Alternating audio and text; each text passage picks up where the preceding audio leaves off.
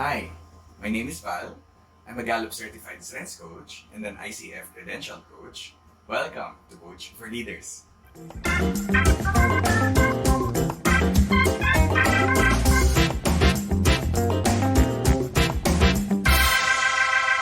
So today guys, we are going to talk about the popular concept of calling. Parati siya pinag-uusapan when you're talking about career.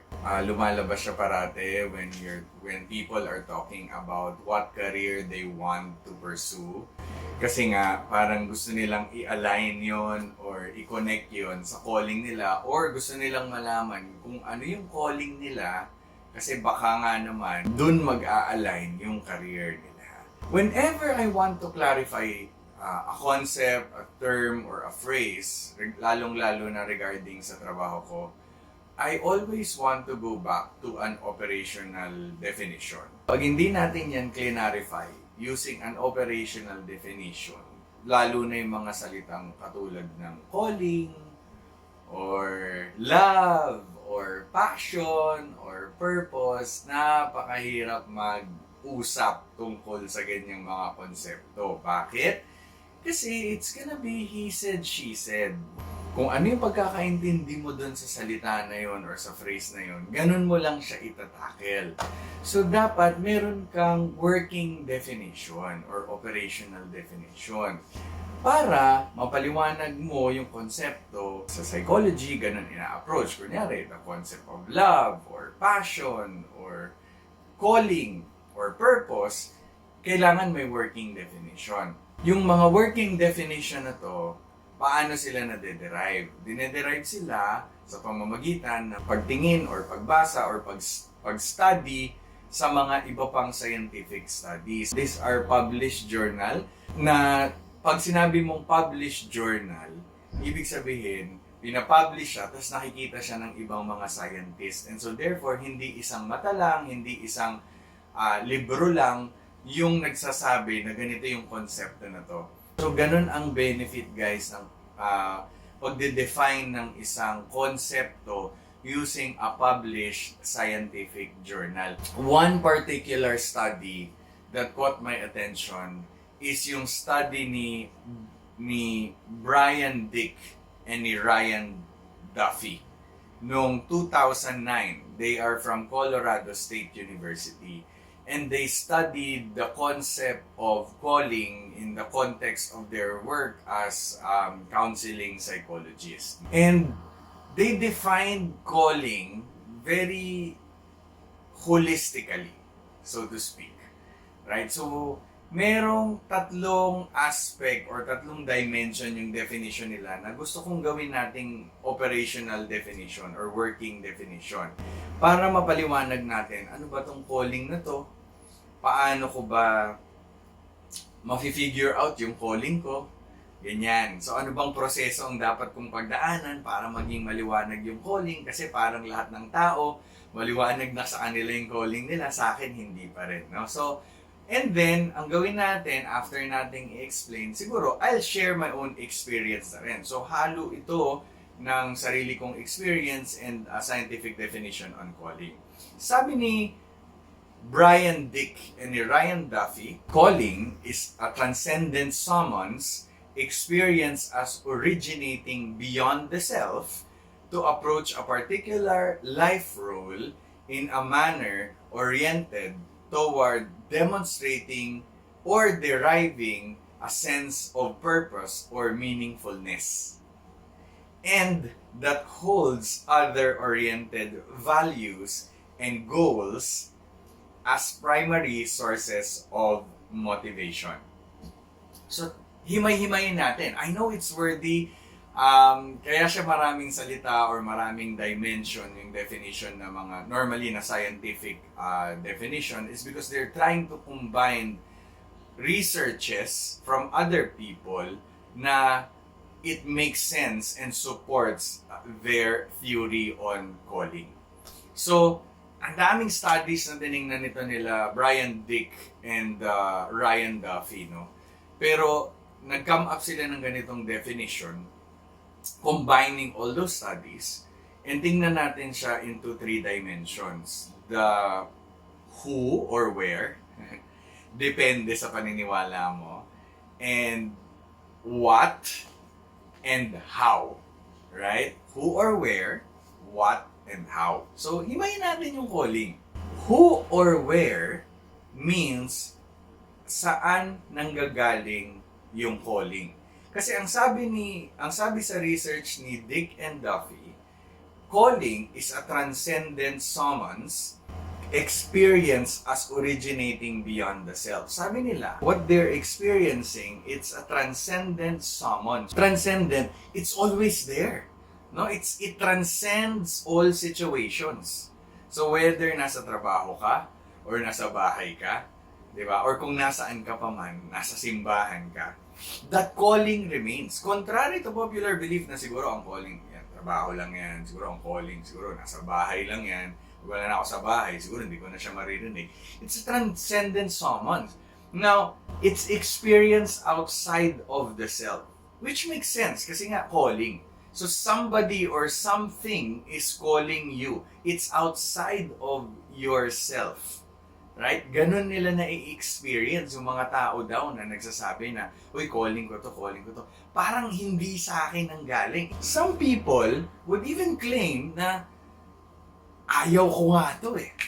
Diba? Hindi ko nga comfort zone tong calling na to eh. Pero sinunod ko pa rin or pinakinggan ko pa rin at least. So, it's experienced by people as something outside of themselves. Now, kaya ko sinabing where or who is because sabi niya, sometimes these people claim to hear their calling from God or a divine being. And some people describe this calling as originating from humanity or society or the world at large. Basta, it's outside of themselves.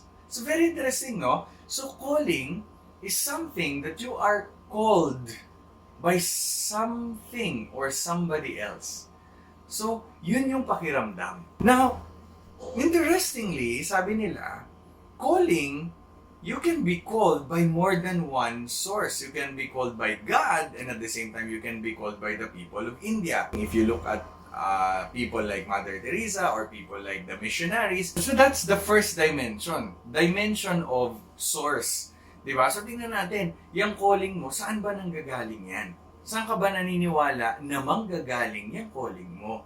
Diba? Kasi kapag maliwanag sa'yo kung saan dapat manggaling yung calling mo, di maliwanag kung saan ka dapat naghahanap. Tama ba? So, the second dimension that I want to clarify is the dimension of what. So, saan ka tinatawag? Diba? Calling eh. Okay, calling. Anong calling ba? Maglinis ka ng CR or maghugas ka ng plato? Ang sabi dito, it's to approach a particular life role. To approach a particular life role. Hindi niya sinabing occupation lang, hindi niya sinabing vocation lang. It's a life role. So you could be called to be a dad, to be a mom, to be a daughter, to be a son, to be a doctor, to be a protector of those who are afflicted, to be a coach, to be anything. It could be an occupation or it could be any life role. At ito pa, it could be multiple roles at the same time. You can be called as a mom by God, but you can be called a policewoman by society. So nakita nyo, several sources and several life roles. Pwede ring isang life role lang ang maliwanag sa'yo. Pwedeng ang maliwanag lang sa akin is that I am being called to be a mom. So okay lang yun. Para sa definition natin, okay lang yun. If you're being called to be in this profession at this moment and the other things in your life, the other roles in your life isn't clear yet, that's fine. Because you can be called in multiple life roles by multiple sources at the same time. That's fine. Right? So, kaya mahalaga na may working definition tayo, no? Nagiging maliwanag saan ba nanggagaling yung calling and saan ba tayo kinocall. Right? So, yun yung mga bagay na dapat maliwanag sa atin. And last but not the least, ito yung mahabang part ng definition nila Dick and Duffy, the how. How will you feel? Ano ang manner? Right? Paano mo malalaman, ay calling na talaga yata ito?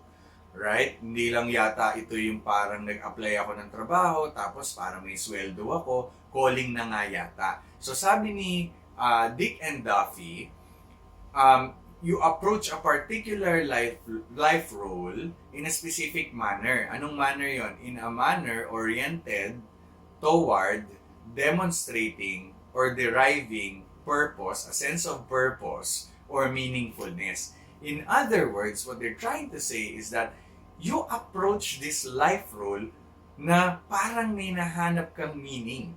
May nahanap, may hinahanap, or may maliwanag na meaning or purpose yung pag-approach mo. Hindi yan yung wala lang, hindi ko alam kung bakit ako nandito. So parang may intentionality, right? So parang may maliwanag na dahilan kung bakit ko pinupursu ito or bakit ako nandito, right? So in other words, it's not limited to money. It's not limited to kasi masaya ako dito. Kasi marami, it could be many meanings. And normally, malalim na meaning yun. Meaning nga eh. Di ba? Purpose nga eh. So normally, malamang hindi lang bank account yun. Kasi kung bank account yun, edi kahit anong trabaho naman, may sweldo, di ba? So kahit anong trabaho naman na pasukin mo, kung magaling ka, at some point, tataas yung sahod mo, di ba?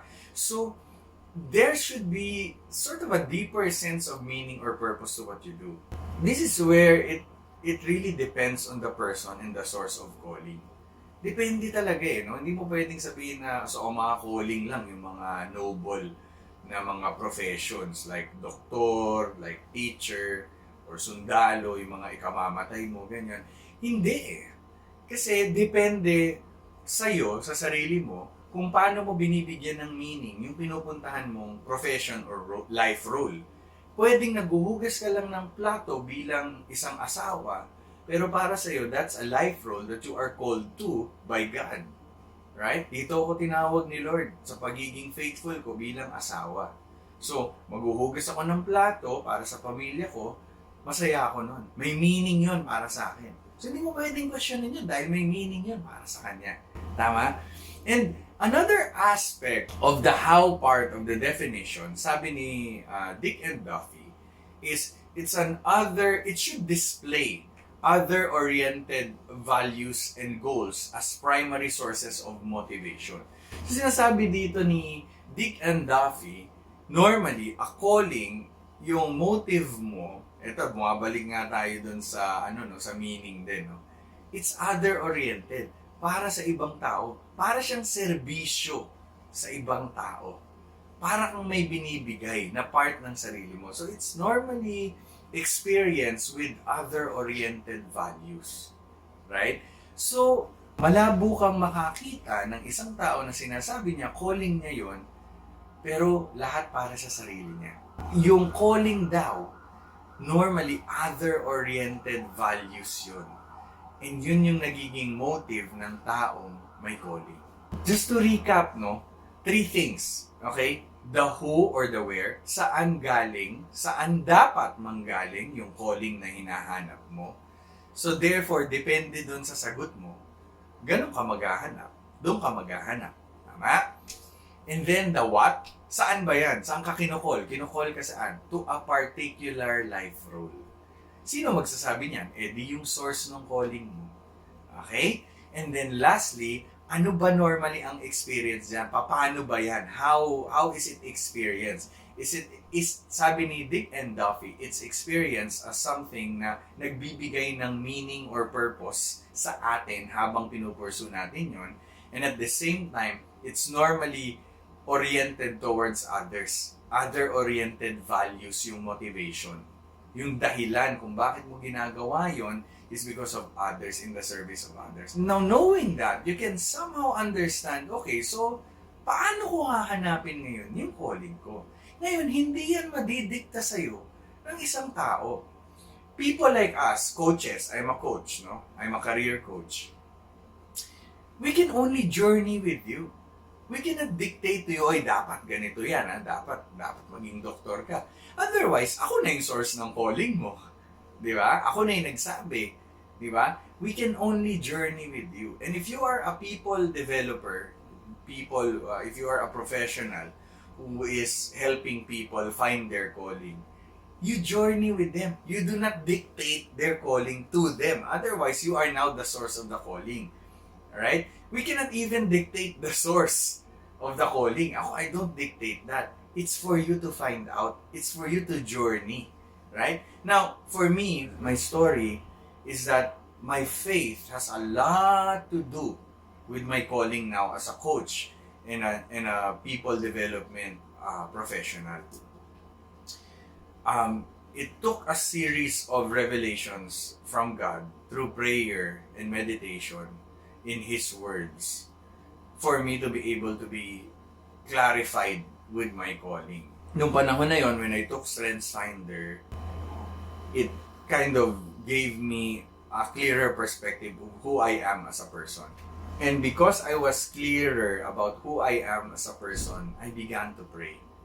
Right? And sometimes revelation of who you are really, genuinely, will prompt you to pray and ask God for your calling. Right? Para saan ba talaga to? Ginawa mo ako ng ganito? Di ba? Para saan ko gagamitin? Kasi sa totoo lang, guys, God made you very unique. And your talents, who you are as a person, are huge clues to the calling that He wants. He has prepared you for something good. That's for sure. He has plans for you. And syempre, yung plan na yun, purposive si Lord eh. Diba? He has a purpose in everything. So therefore, hindi naman niya ilalagay yung talents mo na wala lang. Diba? Ba't ako may ganitong talent? Wala lang. Pero iba yung calling mo. Completely 180 degrees from that talent. I don't think He's like that. He's a God of purpose. And He made you the way you are to prepare you for the calling that He has called you. Right? For me, my calling, the source, is God. Because I believe in Him. Because I know He has plans for me. That's what my faith says. And so therefore, I listen to that. So that's my source. And His calling is for me to be able to serve a specific group of people na malapit sa puso ko. And these people are career people and leaders because that is where God met me during the time. Yun yung kwento ko. Now, I was a career person and I was trying to lead at least the best way I can, and that's where He called me. Right? And for many people, it would be very, very different. It would be very different life role. And for me, ang life role na binigay niya sa akin is to help people, to journey with people, to find their purpose through their talents. Yun yung very specific sa akin. Now, is that right or wrong? Depende. Depende sa source mo. Nakausap mo ba yung source mo? Right? Kasi for me, it was clear. Because I had a moment of prayer and talking with Him through His words. Okay? And lastly, am I experiencing purpose and meaningfulness in what I do? Oh, yes. Malaking yes po. No? So, that's why I keep on doing what I'm doing. It's because this gives me a sense of meaning and purpose. Now, will this change in the future? Who knows? Maybe. Because calling, the source is God. If He calls again and it's gonna be a very different direction, then maybe it could change. So can calling change? Depende sa source mo. But here's something that I want to leave with you. The biggest reason that I know that my calling is coming from my faith in God and my relationship with God is because my relationship with God is eternal. So it echoes beyond me. It's bigger than myself. And even if I am not here anymore, I believe that the things that I'm doing for the people will remain. But more than that, my relationship with the one who's calling me will remain. So sa akin, yun ang mahalaga. So you can anchor your calling, your purpose, or your job, or your career to anywhere else. It's up to you. And I hope that this video inspired you to do the same. To find your calling, clarify it, and consider the source of your calling. If you are the person that I'm talking to right now, and you want to be clear about your calling, about your purpose, and things like this about career, I invite you to join my Clarity for Career Seekers. It's gonna start on November 20. I'm gonna post the link on how you can register. We talk about things like this. It's a 6-session coaching program. Combined po siya ng recorded videos and live coaching sessions delivered via virtual, so sa Zoom tayo mag-uusap. And we are talking about career clarity. And isa sa mga konseptong pinag-uusapan natin is calling. So if you are interested to join that, click on the link that I will post in the description. And I hope to see you on November 20. Bye!